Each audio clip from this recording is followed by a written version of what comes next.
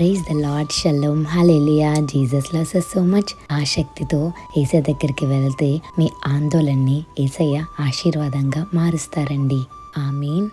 ఆసక్తి ఉన్నవారు ఎర్లీగా వెళ్తారు, ఆన్ టైం కన్నా ఇంకా ముందు వెళ్తారు. ఎందుకంటే వాళ్ళకి దేవుడు అంటే ఇష్టం ఉంటుంది, యేసయ్య అంటే ఇష్టం ఉంటుంది, ఆరాధన అంటే ఇష్టం ఉంటుంది, వాక్యం అంటే ఇష్టం ఉంటుంది, దేవుని ఆనందపరచడం ఇష్టం ఉంటుంది. సో వాళ్ళు ఏం చేస్తారంటే యేసయ్యని ప్రేమించిన బిడ్డలందరూ కూడా ఎర్లీగా ముందు వెళ్ళి యేసయ్య ఆలయంలో ఉంటారండి. ఎందుకంటే యేసయ్య ఏ వాక్యంతో మాట్లాడతారని చాలా వెయిట్ చేస్తూ ఉంటారండి.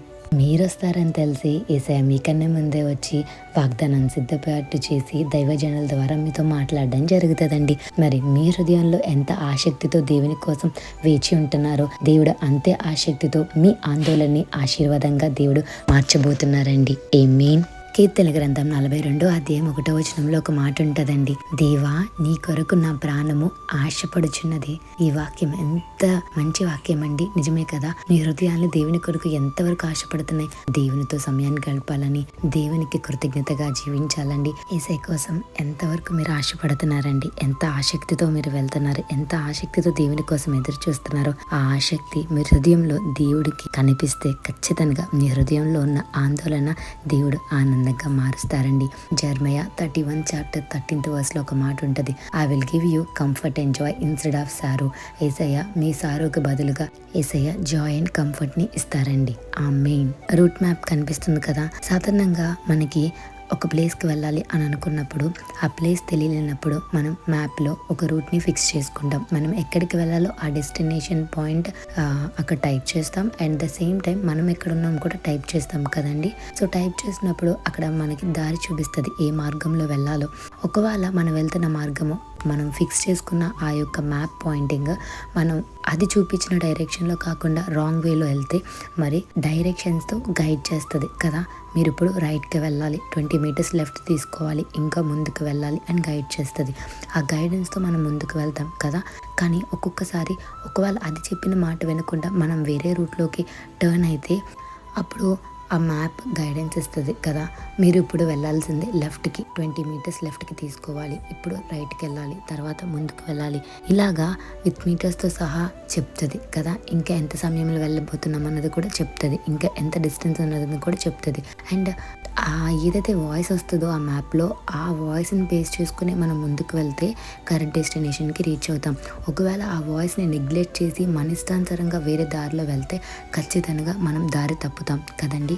దారి తప్పినప్పుడు కూడా ఇంకా ఇన్స్ట్రక్ట్ చేస్తుంది, మీరు వెళ్తున్న రూట్ రాంగ్ రూట్, రీడైరెక్ట్ తీసుకోవాలి, మీరు ఇప్పుడు వెనక్కి రావాలి, వెనక్కి వచ్చి మళ్ళీ రైట్ తీసుకోవాలి, అలాగా రీడైరెక్ట్ చేస్తుంది. ఎందుకు రీడైరెక్ట్ చేస్తుంది అంటే మనం తప్పు మార్గంలో వెళ్తున్నాం అనేది మరి ఆ మ్యాప్ గ్రహించి మళ్ళీ వెనక్కి వెళ్ళాలి, ముందుకు వెళ్ళాలి, అవి గైడెన్స్ ఇస్తుంది కదండి.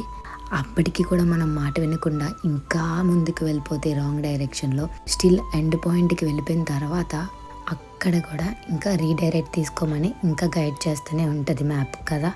అప్పటికి ఇంకా ఆలస్యం కాకుండా రీడైరెక్ట్ తీసుకుంటే ఆ మ్యాప్ చెప్పిన గైడెన్స్లో వెళ్తే ఖచ్చితంగా మన డెస్టినేషన్కి రీచ్ అవుతాం. కానీ కొంచెం ఆలస్యంగా రీచ్ అవుతాం కదా. ఎందుకంటే చెప్పిన మాట వినకుండా యూటర్న్ తీసుకుని రాంగ్ వేలో వెళ్ళడం వల్ల కొంచెం ఆలస్యం అవుతుంది మళ్ళీ మన డెస్టినేషన్కి రీచ్ అవ్వడానికి. Whenever we take wrong turns, the map always corrects us by rerouting. Correct కదండి. మనం తప్పుడు మార్గంలో నడిచినప్పుడు, ఎప్పుడైనా దారి తప్పినప్పుడు, లేదా యేసయ్య మాట వినకుండా ఇంకొక వేలో వెళ్ళినప్పుడు మనం అడిగింది యేసయ్య ఇవ్వలేదని యేసయ్య పైన కోప్పడి ఇంకొక రూట్లో వెళ్తే అది మనకే నష్టం అండి. యేసయ్య పిలుస్తారు, వాక్యాల ద్వారా మనకి చెప్తారు, నువ్వు వెళ్తున్న తప్పు, ఈ మార్గంలో వెళ్ళాలని గైడ్ చేస్తారు. ఎందుకంటే ఆయన వాక్యం మన పాదములకు దీపముగా ఉండి మన త్రావుకు వెలుగుగా ఉంటుందండి. సో ఆయన చెప్పిన మాట పరంగా మనం నడుచుకుంటే ఖచ్చితంగా మన డెస్టినేషన్కి రీచ్ అవ్వగలం. ఎప్పుడు అంటే ఫస్ట్ యేసయ్య మాటకి లోబడి మరి యేసయ్య మాటని విని ఆయన చెప్పిన మాట పరంగా మనం నడుచుకోవాలండి.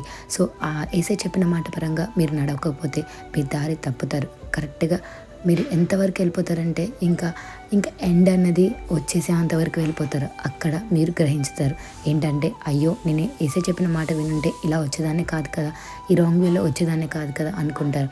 ఎప్పుడైతే ఆయన చెప్పిన ఇన్స్ట్రక్షన్స్, ఆయన చెప్పిన గైడెన్స్లో మీరు నడుచుకుంటారో ఖచ్చితంగా మీ యొక్క రూట్, మీరు వెళ్తున్న మార్గం సరళం ఆయన చేస్తారు. మెట్టిగా ఉన్న ప్రాంతాలని సరళంగా చేస్తారు. కీర్తనలు 32:8 కూడా ఒక మాట ఉంటుంది.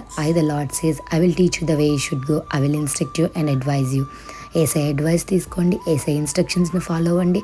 అప్పుడు మీరు రాంగ్ వేలోకి అడుగు పెట్టరండి. Whenever you take a wrong turns, please open the Bible and talk to Jesus, and Jesus will always show the correct way and he will redirect you because God loves you so much. Have a blessed day in Christ Jesus. Jesus loves us so much. Amen.